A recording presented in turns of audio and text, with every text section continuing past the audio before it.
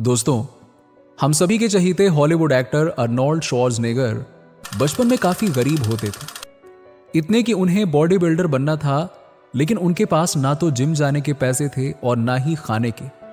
इसीलिए वो बचपन में कॉलेज के साथ साथ एक कंस्ट्रक्शन कंपनी में भी नौकरी करते थे और फिर जो एक्स्ट्रा टाइम मिल जाता था तभी अपनी बॉडी बनाते थे। हालात इतने बुरे थे कि रात को ठीक से सोने तक का समय भी नहीं मिलता था, लेकिन उन्होंने अपने सपनों को पूरा करने में खुद को पूरी तरह से झोंक दिया और 20 साल की उम्र में बन गए मिस्टर यूनिवर्स, जिसके बाद बने काफी लोकप्रिय बॉडी बिल्डर, हॉलीवुड के सबसे बड़े एक्शन एक्टर और कैलिफोर्निया के गवर्नर। लेकिन इतना सब हासिल करने के बावजूद आज 76 साल की उम्र में भी वो काफी हार्ड वर्क करते हैं। अपने जीवन के सभी उतार चढ़ाव के ज्ञान को निचोड़कर उन्होंने एक इवेंट में सिर्फ 10 मिनट की ऐसी स्पीच दी थी जिसने आज तक लाखों नहीं बल्कि करोड़ों लोगों के जीवन को बदल कर रख दिया है। लेकिन अर्नोल्ड ने यह स्पीच इंग्लिश में दी थी और भारत की मातृभाषा तो हिंदी है, आप सभी जानते हैं। इसीलिए हम में से कई लोगों को यह स्पीच समझने में काफी दिक्कत होती है। इसीलिए आज मैं अर्नोल्ड की इसी पावर डे स्पीच का हिंदी में अनुवाद कर रहा हूं, जिसमें शब्द तो सारे के सारे अर्नोल्ड के रहेंगे लेकिन आवाज मेरी रहेगी। मगर शुरू करने से पहले हमारी पिछली स्टीव जॉब्स की स्पीच को आपने इतना प्यार दिया, उसके लिए थैंक यू वेरी मच। और फ्यूचर में ऐसी ही लाइफ चेंजिंग स्पीचेस को हिंदी में सुनने के लिए चैनल को सब्सक्राइब जरूर कर दीजिएगा। चलिए शुरू करते हैं। आज मैं यहाँ सफलता के बारे में बात करने आया हूँ। तो मैं कॉलेज जाता था, मैं दिन में 5 घंटे वर्कआउट करता था। मैंने कंस्ट्रक्शन कंपनी में भी काम किया क्योंकि उस टाइम बॉडी बिल्डिंग में पैसा नहीं था। मेरे पास फूड सप्लीमेंट्स और इक्विपमेंट्स खरीदने के भी पैसे नहीं होते थे।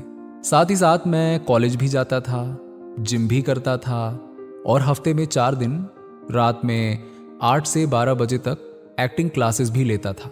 और इतना सब करने के बावजूद भी मैंने 1 मिनट के लिए भी खाली टाइम निकालकर रिलैक्स करने का बहाना कभी नहीं बनाया। 1 सेकंड भी मैंने वेस्ट नहीं किया और यही कारण है कि आज मैं यहां खड़ा हूं। 20 साल की उम्र में मैं पहली बार लंदन गया और मिस्टर यूनिवर्स कॉन्टेस्ट जीता, वो भी youngest contestant of mister universe. और इतना सब कुछ मैं कर पाया क्योंकि मेरा एक गोल था, एक विजन था। अगर तुम्हारे पास एक गोल नहीं है, एक विजन नहीं है, तो तुम्हें पता ही नहीं चलेगा कि तुम्हें जाना कहाँ है और फिर तुम भटकते रहोगे और फिर कभी वहां नहीं पहुंच पाओगे जहां तुम्हें जाना है। एक सर्वे के मुताबिक अमेरिका के 74% यानी कि 74% लोगों को अपनी नौकरी पसंद ही नहीं है, क्योंकि वो जॉब इसलिए नहीं कर रहे हैं क्योंकि वो उनकी ड्रीम जॉब है या फिर उस जॉब तक अपने पैशन को फॉलो करते हुए आए हैं। नहीं नहीं नहीं नहीं, बल्कि वो बिना किसी गोल के, बिना किसी डायरेक्शन के घूम रहे थे। उन्हें यहाँ वहाँ कहीं पे बहुत सारी जॉब ओपनिंग्स दिखाई दी तो उन्हें लगा कि चलो अप्लाई कर देते हैं। तो उन्होंने अप्लाई भी कर दिया, कुछ एक में वो सेलेक्ट हो गए तो बस काम करना शुरू कर दिया, क्योंकि सीधी सी बात है, बिल्स पे करने के लिए काम तो करना पड़ता है। तो बस उन्होंने काम शुरू कर दिया। लेकिन जब काम करना शुरू किया तो उन्हें काम करते करते समझ में आया कि ये तो एक बहुत ही बोरिंग रूटीन बन गया, काम करने में मजा नहीं आ रहा था। अब क्या करें ये लोग? सोच कर देखो, सिर्फ 26% लोग अपने काम को पसंद करते हैं और पूरे पैशन के साथ कर रहे हैं, सिर्फ 26%। लोग मुझसे पूछते थे कि जब मैं घंटों हैवी वर्कआउट करता था तो लोग मुझे देखते थे और कहते थे कि आप तो 5-5 घंटे, 6-6 घंटे वर्कआउट करते हो, मगर आपके चेहरे पर हमेशा एक स्माइल दिखाई देती है। जबकि दूसरे लोग जो आपकी जितनी मेहनत करते हैं उनके चेहरे पर 12 बजे रहते हैं। ऐसा क्यों होता है? तो मैं कहता था कि मुझे बस अपना एक टारगेट दिखाई देता है और मैं उस टारगेट के लिए ये सब कुछ करता हूँ, जिस वजह से मुझे थकान नहीं होती है बल्कि खुशी होती है और इसीलिए हमेशा एक स्माइल मेरे चेहरे पर रहती है। सिंपल। मेरे सामने मिस्टर यूनिवर्स का गोल था। मेरा हर रिपीटिशन, हर सेट एक्सरसाइज मुझे उस गोल की तरफ एक कदम और पास ले जाता था। मैं एक्साइटमेंट के कारण रात को सो नहीं पाता था, सोचता रहता था कि कब फिर से जिम जाकर वो 500 पाउंड स्क्वाट कर पाऊंगा। मैं उत्सुक रहता था हर दिन जाकर वो 500 पाउंड बेंच प्रेस करने के लिए। मैं चार्ज रहता था ये सोचकर कि कितना जल्दी सुबह हो, और मैं सेटअप के 2000 रिपीटिशन फिर से कर पाऊंगा।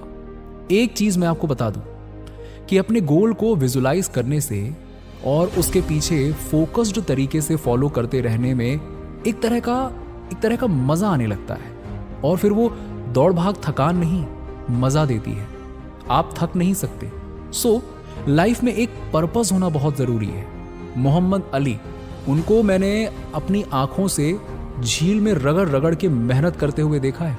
एक बार की बात है कि एक स्पोर्ट्स रिपोर्टर ने उनको जिम में सिटअप्स करते हुए देखा तो पूछा कि वो रूटीन में कितने सिटअप्स कर लेते हैं। तो मोहम्मद अली ने जवाब बड़ा कमाल का दिया। उन्होंने कहा कि वो काउंटिंग ही तब स्टार्ट करते हैं जब बॉडी पेन करने लगती है। इसको बोलते हैं हार्डवर्क। हार्डवर्क से कोई नहीं बच सकता। अगर वो लाइफ में कुछ करना चाहता है तो कोई फर्क नहीं पड़ता कि तुम कितने बड़े बाप के औलाद हो, रगड़ के मेहनत करो। कोई मैजिकल पेन नहीं है जिसे तुम खा लोगे, या कोई सक्सेस का मंत्र नहीं है जो तुम जाकर सक्सेसफुल हो जाओगे। इस दुनिया में कोई शॉर्टकट नहीं है, कोई मैजिक नाम की चीज नहीं होती है। वर्क वर्क वर्क, यही एक तरीका है।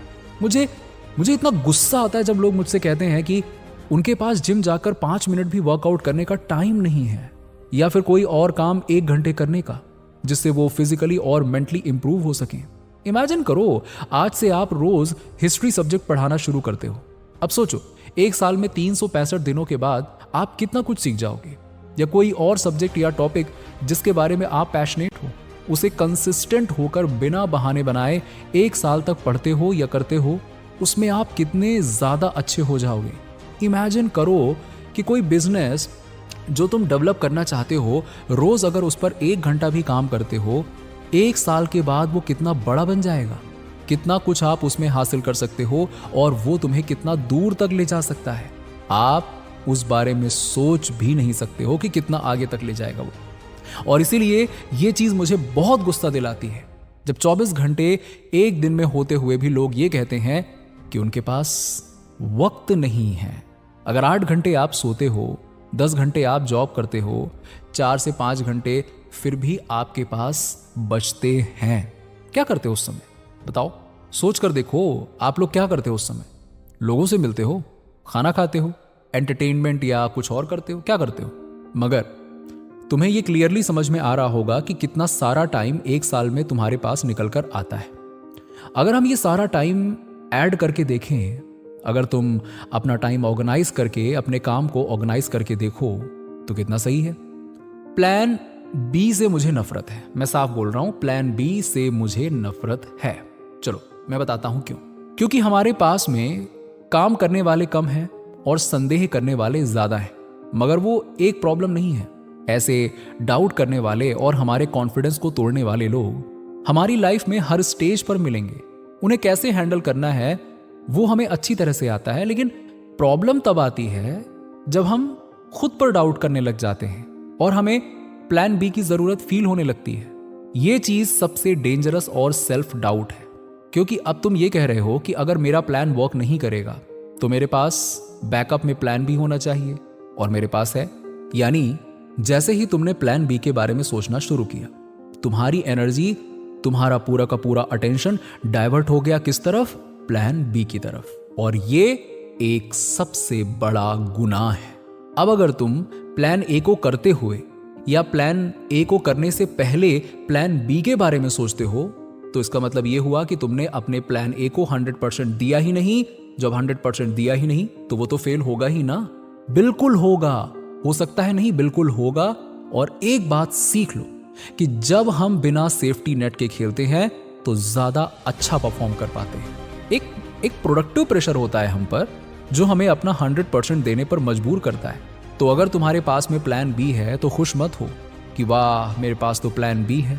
अगर प्लान मेरा ए फेल हो जाता है तो मैं तो सेफ हूं, मुझे कुछ नहीं होगा। मेरे पास में प्लान बी है, वो शुरू कर दूंगा। ये कोई अच्छी बात नहीं है। नफरत है मुझे इससे। इस एटीट्यूड से काम करने से आपका प्लान बी फिर से प्लान ए बन जाएगा जो कि फेल हो जाएगा। मैं तुम्हें बता रहा हूं, मेरी लाइफ में मेरे पास कभी कोई प्लान बी नहीं था। मैंने अपनी कमिटमेंट दे दी थी, full time body building champion बनना है, मतलब बनना है। मैंने फुल कमिटमेंट की खुद से कि मैं अमेरिका में सर्वाइव करके दिखाऊंगा। मैंने फुल कमिटमेंट की खुद से कि मैं शो बिजनेस यानी कि फिल्म में आऊंगा और वो भी लीडिंग रोल्स में। मैं हार्डवर्क करूंगा, तब तक करूंगा जब तक कि मैं अपने गोल को अचीव नहीं कर लेता। सेम रूल मैंने पॉलिटिकल करियर में भी फॉलो किया। तो कुल मिलाकर मेरी मानो, प्लान बी मत रखो, क्योंकि ऐसा करने से आप खुद का ही नुकसान कर रहे हो और अपने सक्सेस के चांसेस को और कम कर रहे हो। लोग प्लान बी पता है क्यों रखते हैं? क्योंकि उन्हें डर लगता है कि मेरा प्लान ए फेल हो गया तो क्या होगा। और एक बात बता दूं, हारने से मत डरो, क्योंकि फेल होने में कोई बुराई नहीं है। बड़े से बड़ा आदमी जिसके बारे में तुमने सुना है, वो कई बार फेल होने के बाद वहां पहुंचा है जहां वो आज है। तुम्हें फेल होना ही पड़ेगा अगर सक्सेस की सीढ़ियां चढ़नी है। ऐसा कोई सक्सेसफुल इंसान नहीं है जो फेल ना हुआ हो। जो हार नहीं सकता वो कभी जीत भी नहीं सकता। दोस्तों, जितने बड़े फेलियर होंगे उतनी ही बड़ी सक्सेस होगी। हम सब फेल होते हैं, इट्स ओके। मगर ओके क्या नहीं है पता है? मैं बताता हूं। हारने के बाद फिर से खड़ा ना होना, ये ओके नहीं है। फिर से फेल होने के डर से एफर्ट नहीं लगाना, ये ओके नहीं है।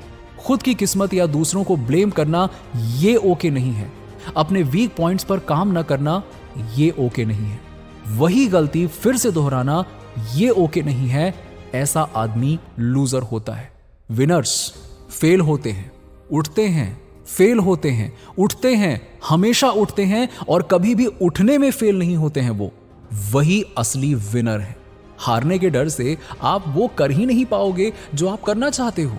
Relax, it's okay to fail. फिर से अपनी जी जान लगा दो। जो भी तुम्हारे पास है सब कुछ लगा दो। आज नहीं तो कल, देर से ही सही, लेकिन सक्सेस को तुमसे कोई अलग नहीं कर सकता, क्योंकि सफलता तुम्हारी है। तो दोस्तों, हम उम्मीद करते हैं कि हमारी इस कोशिश ने लैंग्वेज बैरियर को तोड़कर आपको अर्नोल्ड श्वार्ज़नेगर की इस स्पीच से काफी कुछ सीखने में मदद की होगी। अगर हाँ, तो वीडियो को लाइक और शेयर करके हमें सपोर्ट कीजिएगा और ऐसे ही इंस्पिरेशनल वीडियोस देखते रहने के लिए हमारे चैनल को सब्सक्राइब करके पास वाली घंटी जरूर दबा दीजिएगा। मैं मिलता हूं आपसे अगले वीडियो में। तब तक के लिए कोशिश करते रहिए और आगे बढ़ते रहिए।